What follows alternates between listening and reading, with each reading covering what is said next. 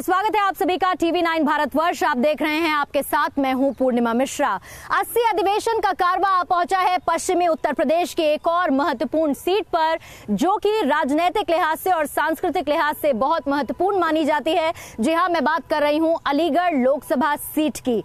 Aligarh Lok Sabha seat वैसे तो ताले और तालीम के लिए जानी जाती है, लेकिन इसके साथ ही एक और वजह जिसको लेकर वो चर्चा में रहती है वो है अलीगढ़ मुस्लिम यूनिवर्सिटी। और कहा जाता है कि अलीगढ़ मुस्लिम यूनिवर्सिटी से जो बात निकलती है वो दूर तलक जाती है। साथ ही हमारे साथ अलीगढ़ की बहुत खास जनता मौजूद है। मैं चाहूंगी एक बार जोरदार तालियों के साथ आप सबका हम स्वागत करें टीवी 9 भारतवर्ष पर। और इसके साथ ही इसी जनता के कई सवाल होंगे, कई अहम मुद्दे होंगे, साथ ही हमारे साथ मेहमान होंगे जिन पर कई सवालों के जवाब भी लिए जाएंगे। लेकिन उससे पहले मैं चाहती हूं कि अलीगढ़ लोकसभा सीट पर ये हमारी खास रिपोर्ट आपको जरूर देखनी चाहिए।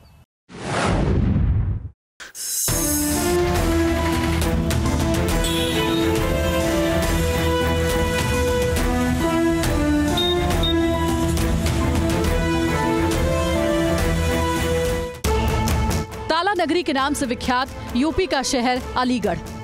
इसी शहर में देश के कुल 75% तालों का उत्पादन होता है। यहाँ 10 करोड़ ताले बनाने वाली करीब 5000 इकाइयां हैं, जो 1 लाख लोगों को रोजगार देती हैं। नोटबंदी के बाद इस इंडस्ट्री को जबरदस्त झटका लगा था। यहाँ का 80% उत्पादन प्रभावित हुआ था।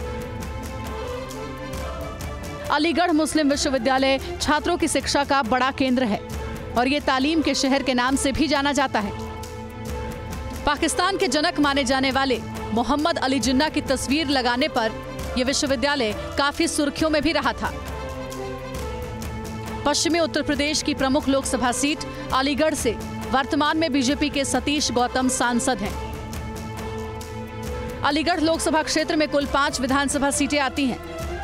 ये हैं खैर, बरौली, अतरौली, कोल और अलीगढ़। 2017 में हुए विधानसभा चुनाव में ये सभी 5 सीटें भारतीय जनता पार्टी के खाते में गई थी।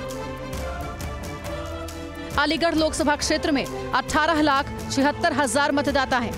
इनमें करीब 10,05,000 पुरुष और 8,71,000 महिला मतदाता हैं।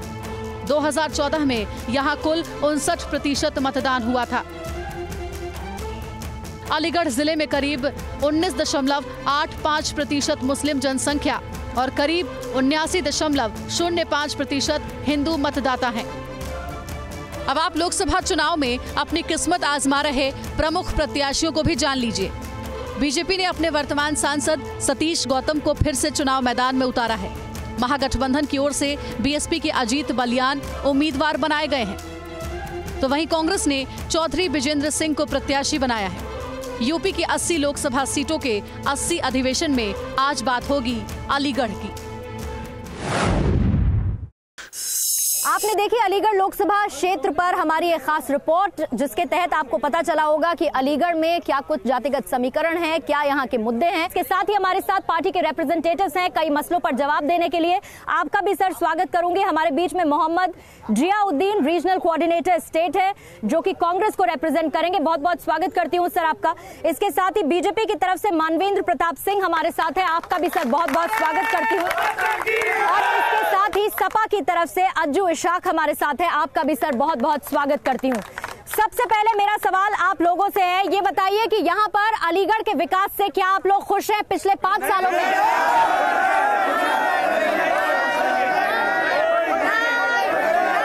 ठीक, तो आपने देखा आधे लोग यहाँ पर कह रहे हैं कि वो विकास से खुश हैं और आधे लोग कह रहे हैं कि वो विकास से खुश नहीं है। लेकिन सर, सबसे पहला सवाल मेरा आपसे है, आधे लोगों में आपके प्रति एक अच्छा सॉफ्ट कॉर्नर है, आप ये कह सकते हैं। आधे लोग आपसे खुश हैं, लेकिन आधे लोग आपसे नाराज भी हैं। आपको ऐसा क्यों लगता है कि आपका किला है और इसे कोई भेद नहीं सकता है? इसलिए नहीं भेद सकता कि जो लोग कह रहे हैं विकास नहीं हुआ, वह विशेष राजनीतिक दल के लोग हैं। अगर हम आम जनता से जाकर पूछेंगे, हम डिबेट में ना पूछें, हम सड़क पर चलते हुए पूछें, तो डिफेंस कॉरिडोर की बात हुई है। उत्तर प्रदेश के अंदर सड़कों का जाल बिछा है। यहाँ पर जो है नगर निगम की स्थिति, यहाँ पर जिस प्रकार से किसानों के लिए सम्मान की बात हो, बेरोजगारों के लिए मुद्रा लोन की बात हो, या इस प्रकार की तमाम योजनाएं, सौभाग्य योजना के अंतर्गत किस प्रकार से लोगों को फ्री बिजली के कनेक्शन दिए गए, उज्ज्वला के अंतर्गत गैस के कनेक्शन दिए गए। ठीक है, अभी आपको बहुत मौका मिलेगा सर, बहुत मौका मिलेगा। अभी आप तमाम योजनाओं के बारे में बताइएगा। आप मुझे ये बताइए कि पिछले 2014 के चुनाव में जो पार्टी दूसरे और तीसरे नंबर पर थी, अब तो वो 7 आ चुकी है, लेकिन ये दूसरे और तीसरे नंबर की पार्टी पहले नंबर की कैसे बनेगी? देखिए, पहली और दूसरे नंबर की बात नहीं हो रही है। 2014 में जो मायूस थी जनता कांग्रेस के वादों से, उसको एक उम्मीद नजर आई थी 2014 में नरेंद्र मोदी जी के चेहरे में। आज वो जो है वो उसकी उम्मीद नाउमीदी में बदल गई है, और वो नाउमीदी जो है वो गुस्से में तब्दील होकर 2019 के चुनाव में आपको नजर आई। क्यों, आपको ऐसा क्यों लगता है कि लोग नाराज हैं? बीजेपी के प्रत्याशी को रिपीट किया गया है और उनसे खुश नहीं है, उनके कामों से खुश नहीं है? नहीं, मैं बीजेपी के प्रत्याशी के ऊपर विशेषकर जो है वो टिप्पणी नहीं कर रहा हूँ। हाँ। मैं माननीय प्रधानमंत्री नरेंद्र मोदी जी के कार्यों पर कह रहा हूँ कि जिस तरह से उन्होंने 8 नवंबर को ये कहा था देश से कि नोटबंदी के बाद हम आतंकवाद ख़त्म कर देंगे, उसी के बाद इतने जो है वो हमारे यहाँ आतंकवादी हमले हो गए, तो देश के प्रधानमंत्री नेशनल टीवी पे खड़े होकर जो बात बोली वही झूठी साबित हो गई। समझ रही हैं आप? पहली चीज़। दूसरी चीज़, आज जीएसटी से आदमी परेशान है। आज महिलाएं सड़क पे निकल के सतीश गौतम साहब का विरोध कर रही हैं। कल ही जेल भेज दिया कुछ लोगों को जो सड़क पे विरोध कर रहे थे। उसके बाद आगे आप बात करते हैं, अगर आप सुन रहे हैं ये आपके खिलाफ नारेबाजी हो रही है? नहीं, मैं आपको बता देता हूँ कि जो इधर बैठे हुए लोग हैं, गुंडे कह रहे हैं वो आप लोग जी, जो आज इधर बैठे हुए लोग हैं, जो अभी महेंद्र भाई ने कहा कि बहुत अच्छी बात कही कि विशेष दल के हैं और विशेष दल के सारे एक साथ बैठे हुए हैं, तो आप सब अपने साथ बैठे हुए हैं। ठीक है, आप सब लोग विशेष दल के हैं, तो मतलब आप लोगों को अलीगढ़ के विकास से कोई मतलब नहीं है, ऐसा वो कह रहे हैं, और आप लोगों के कोई मुद्दे भी नहीं है। अच्छा ठीक है, मुद्दे मुझे बताइए सर कि मुद्दे क्या है यहाँ के, उसके बाद मैं कांग्रेस से एक रिएक्शन लूंगी। सबसे बड़ा मुद्दा यहाँ का विकास ही है। काफी चौतरफा विकास हुआ है। डिफेंस कॉरिडोर सतीश गौतम जी की वजह से, बीजेपी की वजह से यहाँ पर आया है, और हर तरफ विकास ही विकास है। आप सड़कें देखिए, बिल्डिंग देखिए, हर तरफ सुंदरता की तरफ बढ़ता जा रहा है। ये जो अनधिकृत जितने भी है ना कब्जे थे उन सबको हटा दिए गए हैं, सड़कें चौड़ी हो रही है, भवन निर्माण अच्छे हो रहे हैं, ये सब विकास ही तो हो रहा है। ठीक, आप बताएं विकास हो रहा है? निश्चित रूप से ये सरकार एक ऐसी सरकार आई है, आप ये पूरा पिछला उठा के देख लीजिए। जो बाइकर्स गैंग इस अलीगढ़ शहर के अंदर पनपने का काम करता था, महिलाएं शाम के समय घरों से निकलती थी, छिनैती की घटनाएं, चैन छिनैती उनका होती थी। आज आप निश्चित रूप से विकास आगे बढ़ रहा है। ठीक है, महिलाओं की आपने बात की, ठीक है, महिलाएं, मुझे ये बताइए कि महिलाओं के लिए महिला कांस्टेबल को अभी महिला कांस्टेबल को मारा है इन लोगों ने, बलिया के अंदर डीएम को। किसने मारा है? डीएम को, इनके इन लोगों गुंडों ने, भाजपा के गुंडों ने मारा है। और बलिया के अंदर डीएम को कार्यालय में अंदर घुसकर मारा है। बलिया के डीएम को अंदर कार्यालय में घुस के मारा। अभी तक उस पर कोई कार्रवाई नहीं हुई। इनके लोग, जब एक जिला अधिकारी जिले का सुरक्षित नहीं तो आम आदमी क्या सुरक्षित होगा? ठीक है, बताइए। मैं ये कहना चाहती हूँ, ये लोग कह रहे हैं कि महिलाएं सुरक्षित हैं, और महिलाएं सबसे ज्यादा भारतीय जनता पार्टी के राज में सुरक्षित नहीं है। आप देख लीजिए, थाने में अगर कोई महिला अपनी शिकायत लेकर जाती है तो उसे दरोगा ही छेड़ता है, दरोगा छेड़ता है, उसे दरोगा छेड़खानी करते हैं। एक लड़की का वाकया भी हुआ हरदुआगंज में, एक बच्ची के साथ अभी रेप हुआ। कई जगह महिलाओं के साथ बदतमीजी की जा रही है महिलाएं, और अभी चेन छीनी गई, पर्स छीना गया। सबसे ज्यादा असुरक्षित मैं खुद इस पीड़ित हूँ, मेरा पर्स छीना गया है रास्ते से, तो ये लोग कैसे कह रहे हैं कि महिलाएं सुरक्षित है? आप लोग पार्टी विशेष के नहीं है तो मुद्दों की बात कीजिए, मुद्दों की बात कीजिए। यहाँ पर लोग कह रहे हैं कि बीजेपी पार्टी जो है वो खुलकर गुंडागर्दी करती है, और तमाम इन्होंने रिकॉर्ड बता दिए कि पिछले कुछ दिनों में क्या क्या घटनाएं हुई, क्राइम को लेकर, लॉ एंड ऑर्डर को लेकर। बीजेपी के हाथ गंदे क्यों हैं? देखिए, झूठ बोलने की कोई सीमा नहीं होती। पूरे देश के अंदर उत्तर प्रदेश कानून की दृष्टि से पहले नंबर पे है। आज अगर उत्तर प्रदेश के अंदर अपराध कम हुए हैं तो पूरे देश का अगर आंकड़ा निकाल कर देखेंगे सबसे कम यहाँ हुए हैं। जो खाली प्लॉट को देखकर कब्जे हुआ करते थे, जिस गाड़ी पर लगा है सपा का झंडा, समझ लो बैठा है उसके अंदर शहर का गुंडा, ये जो नारा लगता था ये सब बंद हो गए। एक घटना आपको कहीं पर इस प्रकार की नहीं मिली होगी। तो इसमें अब क्या बीजेपी का गुंडा हो गया है? ये लोग तो यही कह रहे हैं कि बीजेपी गुंडागर्दी करती है। एक शब्द कहीं पर कोई नहीं मिल सकता। 2 वर्ष के अंदर पूरे एक क्रिमिनल कोई आपको दिखाई नहीं देगा। कोई भी क्रिमिनल होगा, वो किसी भी जाति का हो, धर्म का हो, सबके लिए या तो जेल है या तो फिर रेल है। संरक्षण किसी के लिए नहीं है, आप ये कह रहे हैं? संरक्षण का भाजपा की सरकार में तो मतलब ही नहीं होता। ठीक है, मैं आपसे ले रही हूँ सर जवाब। संरक्षण का कोई मतलब नहीं है। और दूसरी चीज मुझे ये बताइए कि आखिर अलीगढ़ वासियों को कांग्रेस क्यों नापसंद है? नहीं, अलीगढ़ में कांग्रेस जीती है। अलीगढ़ का इतिहास है, अभी तक जितने भी इलेक्शन हुए कम से कम 6 बार कांग्रेस यहाँ से जीती है।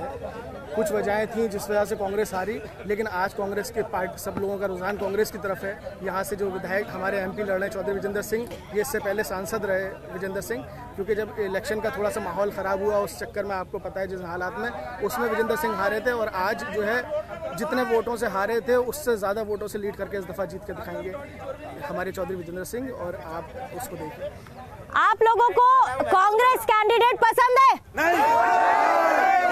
कांग्रेस कैंडिडेट पसंद है किसी को? अच्छा, मुझे ये बताइए कि यहाँ पर कितने लोगों को बीजेपी पसंद है और कितने लोगों को गठबंधन पसंद है? ठीक, तो आधे लोगों को गठबंधन पसंद है, कांग्रेस किसी को पसंद नहीं है, और कुछ लोग कह रहे हैं बीजेपी, यानी कि सीधी टक्कर में मानूं कि बीजेपी और महागठबंधन के बीच में टक्कर तो सीधी बीजेपी और महागठबंधन की हो रही है पूरे उत्तर प्रदेश के अंदर। लेकिन अभी मानवेंद्र भाई जिस तरह से अपराधियों को संरक्षण देने की बात कर रहे थे, अमन मणि त्रिपाठी को टिकट देने का काम सुनिएगा सर, रिएक्शन और योगी जी के बराबर में बैठाने का काम, अगर किसी ने टिकट काटा था DP यादव का, वो अखिलेश यादव थे। अगर किसी ने टिकट काटा था अतीक चकिया का, अखिलेश यादव थे। मुझे जरा आप लोग पहले ये बताइए कि इस बार का जो चुनाव होगा वो राष्ट्रवाद पर होगा या फिर विकास पर होगा? विकास पर होगा कि राष्ट्रवाद पर होगा? विकास पर होगा। ठीक है, बताएं। बिल्कुल, इस बार का चुनाव जो है वो राष्ट्रवाद और आतंकवाद के बीच में है।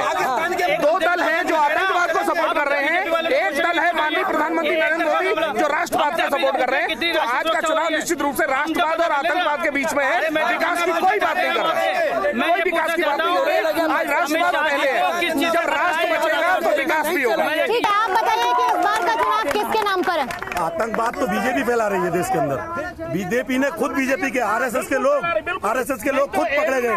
इनके लोग एजेंट हैं आरएसएस के लोग, जो लश्कर तैयबा है, जो इस बार जब आप वोट डालने के लिए जाएंगे तो किस आधार पर वोट डालेंगे? हम इस देश के अंदर जो हमारे देश की संस्कृति है, जो गंगा जमुना तहजीब है, जो उसके मर्यादे में हमारी गवर्नमेंट काम करेगी, हम उसको देंगे वोट। ठीक है, आप बताएं।